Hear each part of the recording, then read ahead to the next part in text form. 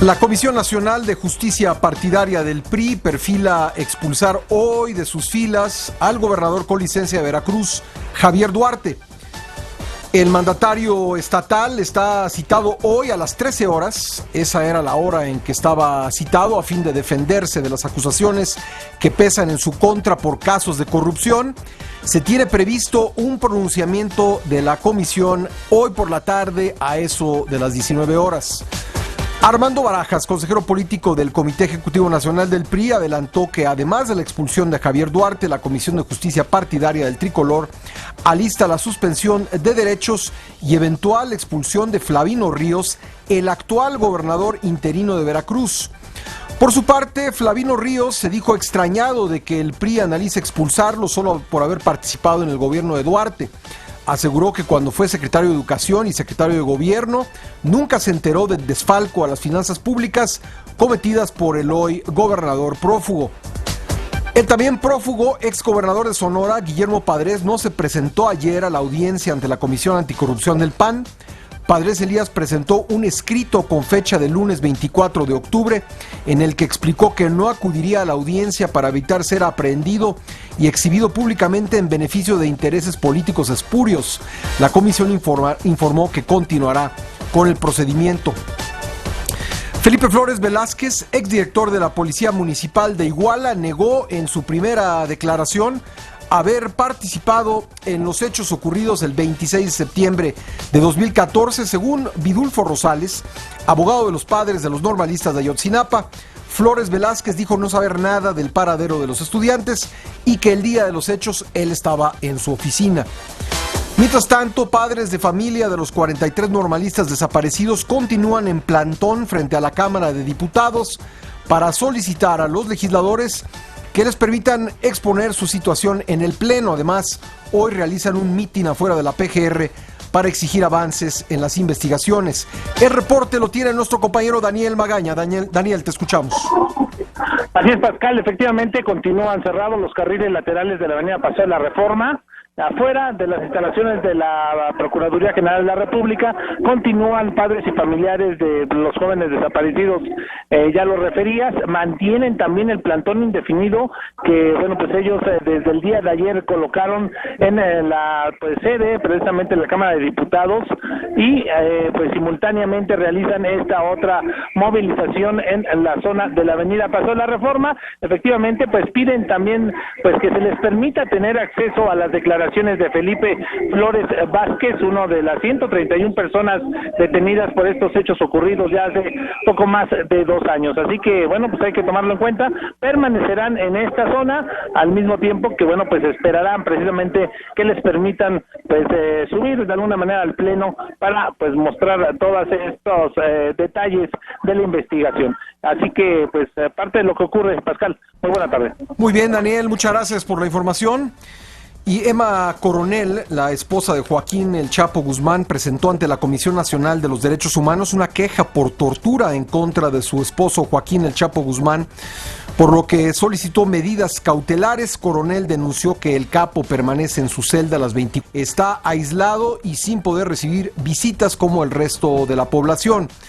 Sin embargo, Renato Sales Heredia, comisionado nacional de seguridad, aseguró en entrevista con Imagen que el Chapo Guzmán no recibe ningún trato denigrante. Se trata, dice, de una vigilancia especial con poco tránsito y acceso a comunicaciones. Escuchemos. No está ni sujeto a tortura, por supuesto, ni a ningún trato degradante o inhumano.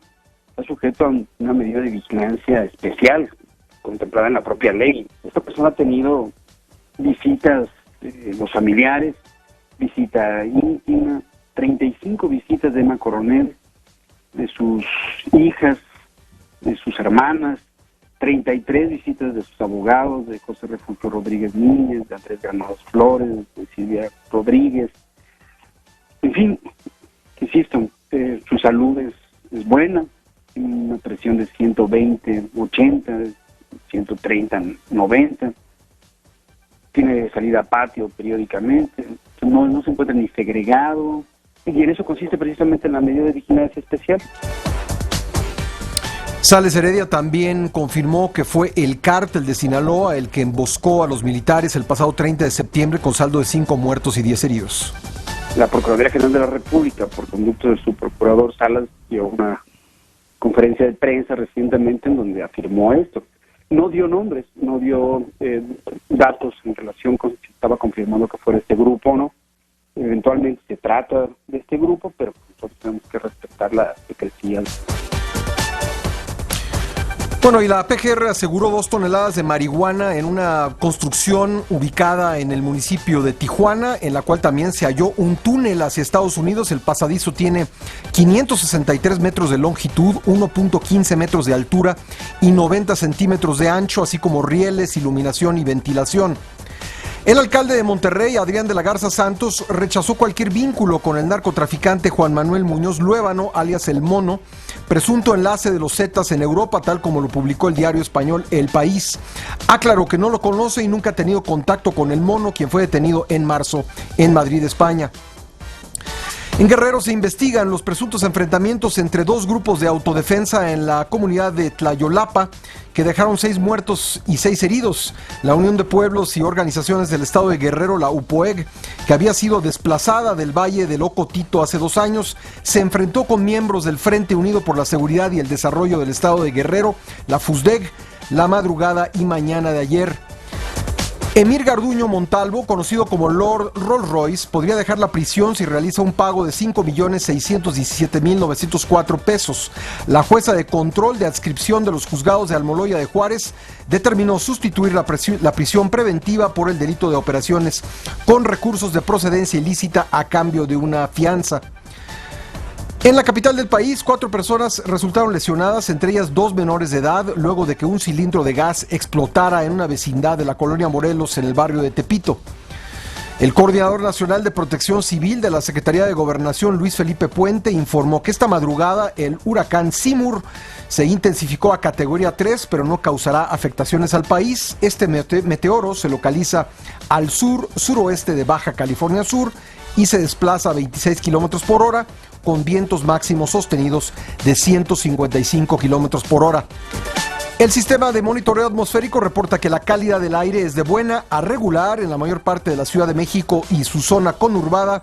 La delegación Venustiano Carranza registra 54 puntos y Meca. El municipio de Catepec, Estado de México, tiene 71 unidades. Y la Secretaría de la Defensa Nacional cumple hoy 79 años. Nuestro compañero David Vicenteño nos cuenta.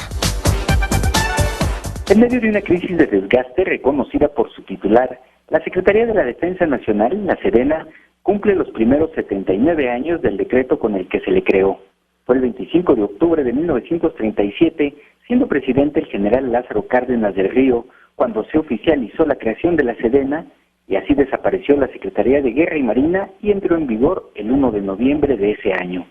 Se le asignó a la nueva dependencia las tareas de organizar, administrar y preparar a los elementos que integran el Ejército y la Fuerza Aérea mexicanos. Actualmente la estructura de la dependencia está calculada en más de 343,000 integrantes del Ejército y 20,000 de la Fuerza Aérea. Han sido 17 los titulares de la Sedena desde entonces, y a partir de 1946, con la llegada del presidente Miguel Alemán, todos los titulares han concluido su administración de 6 años acompañando al jefe del Ejecutivo. La Ley Orgánica del Ejército y la Fuerza Aérea definen 5 misiones generales para estas instituciones. La principal es defender la integridad, la independencia y la soberanía de la nación. Una de las tareas que más ha destacado en los últimos años es la participación del Ejército en acciones contra el narcotráfico y apoyando en tareas de seguridad pública en localidades donde el crimen organizado ha rebasado a las estructuras locales de seguridad. Ante esto, se ha pronunciado así su titular. Y claro que hay un desgaste, eso es obvio, estamos trabajando en todo el país, en toda hora, en todo momento, en la sierra, en las ciudades, claro que hay un desgaste, somos un ejército proporcionalmente pequeño, pero bueno, seguimos trabajando para todos. Sí, necesitaríamos más efectivos, necesitamos un marco legal, necesitamos otras cosas que ya. Bajo la administración del general Cienfuegos Cepeda, se han realizado las conmemoraciones del centenario del Ejército, centenario de la Fuerza Aérea, y el 50 aniversario del Plan de Auxilio a la Población Civil en Casos de Desastre, popularmente conocido como Plan DN3E. Para Imagen informó David Vicenteño. Lo financiero. En la economía y las finanzas, al comparecer ante la Comisión de Energía de la Cámara de Diputados en el marco de la glosa del cuarto informe de gobierno del presidente Enrique Peña Nieto, el secretario de Energía, Pedro Joaquín Colwell, dio a conocer que el plan de negocios de Pemex, aprobado ayer, establece nuevas alianzas en extracción de hidrocarburos, 2 en aguas someras y 2 en campos en tierra. El secretario de Economía, Ildefonso Guajardo, comparecerá este martes ante comisiones a las 17 horas. En la última semana, las reservas internacionales se incrementaron en $11 millones, el menor aumento en 3 años, para quedar con saldo de $175.230 millones. Esto al corte del pasado 21 de octubre, informó el Banco de México. Esta mañana en bancos de la Ciudad de México el dólar estadounidense se vendía en 18 pesos con 93 centavos, 4 centavos menos respecto del cierre previo. En estos momentos la divisa estadounidense se compra en 18 pesos con 5 centavos y se vende en 18 pesos con 80 centavos.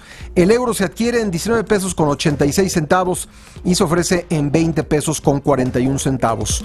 La Bolsa Mexicana de Valores pierde 0.58%. En Estados Unidos el Dow Jones baja 0.20% y el Nasdaq disminuye 0.33%. Lo internacional.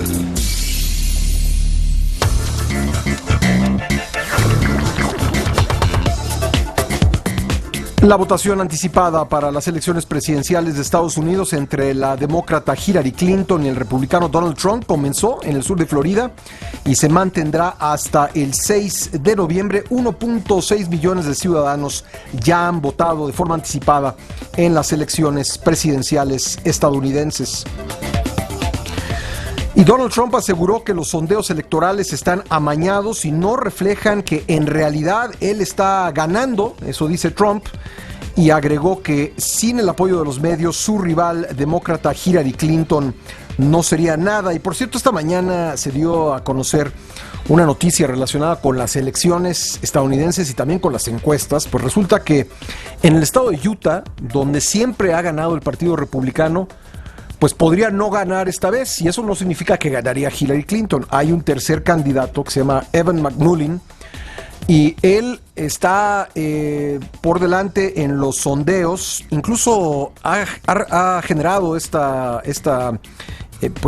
dato de las encuestas en Utah, donde solamente hay 6 votos electorales. Tampoco es un estado demasiado importante, pero en momentos de una elección que podría ser apretada, todavía no sabemos realmente cómo podría terminar, pues los demócratas en Utah están llamando a los demócratas en Utah a votar por este tercer candidato, Evan McMullin, para evitar que Donald Trump pueda ganar el estado y de esta manera se lleve los 6 votos electorales de Utah. Y el gobierno de Venezuela y la oposición acordaron iniciar un diálogo el próximo domingo en Isla Margarita para superar la crisis política que vive el país. Esto lo anunció el enviado del Papa Francisco, Emil Paul Sherrick. Sin embargo, la oposición venezolana, y hace rato dio conferencia de prensa Enrique Capriles, se prepara para marchar mañana en una protesta identificada como la toma de Venezuela, convocada por la Mesa para la Unidad Democrática en rechazo a la reciente decisión del Consejo Nacional Electoral de suspender el proceso de referéndum revocatorio en contra del presidente Nicolás Maduro. Así que muy calientes las cosas en Venezuela, la Asamblea Nacional amenazando con destituir al presidente Maduro, las Fuerzas Armadas saliendo hoy en una conferencia que llamó mucho la atención porque los principales mandos del ejército venezolano, encabezados por el ministro de Defensa, pues aparecieron fuertemente armados y delante de 2 enormes retratos de Simón Bolívar y de Hugo Chávez, diciendo que respaldan totalmente al presidente Nicolás Maduro, que no hay un golpe de Estado por parte de las Fuerzas Armadas, y descalificando a la oposición en la Asamblea Nacional. Tensas las cosas pues en Venezuela en vísperas de lo que la oposición llama la toma de Venezuela, movilizaciones en todo el país el día de mañana. Y el presidente español Mariano Rajoy aceptó el encargo del rey de España, Felipe VI, de buscar ser investido como presidente del gobierno, luego de la decisión de los socialistas de abstenerse en la votación para poner fin a 10 meses de bloqueo político. El Congreso de los Diputados celebrará a partir de mañana el debate de investidura. Vamos a ver si ahora sí, con esta decisión del PSOE, ya logra integrarse el gobierno en España. Y aunque la Iglesia Católica autorizó la cremación desde 1963, ahora ha decidido matizar esta práctica. En un documento aprobado por la Congregación para la Doctrina de la Fe, el Vaticano prohibió a católicos esparcir las cenizas de sus difuntos, dividirlas entre familiares o conservarlas en casa. Los detalles desde Ciudad del Vaticano con Cristina Cabrejas, corresponsal de la Agencia EFE. La Iglesia Católica prohíbe esparcir las cenizas de los difuntos y también que sean conservadas en casa, según el nuevo documento aprobado por el Papa Francisco y que se hizo público hoy. Ante las nuevas prácticas tanto de sepultura como de cremación consideradas en desacuerdo con la fe de la Iglesia, la Congregación para la Doctrina de la Fe, el ex Santo Oficio, ha redactado un nuevo documento. Se explica que aunque la Iglesia sigue prefiriendo la sepultura de los cuerpos, se acepta la cremación, pero se prohíbe esparcir las cenizas. Para evitar cualquier malentendido panteísta, naturista o nihilista, no será permitida la dispersión de las cenizas en el aire, en la tierra o en el agua, o en cualquier otra forma, o la conversión de las cenizas de recuerdos conmemorativos en piezas de joyería o en otros artículos en el documento. Además, advierte que en el caso de que el difunto hubiera dispuesto la cremación y la dispersión de sus cenizas, por razones contrarias a la fe cristiana, se le negará el funeral. Además, el Santo Oficio agrega que no está permitida la conservación de las cenizas en el hogar y tampoco la división entre familiares. Para la Iglesia, la conservación de las cenizas en un lugar sagrado puede ayudar a reducir el riesgo de sustraer a los difuntos de la oración y el recuerdo de los familiares.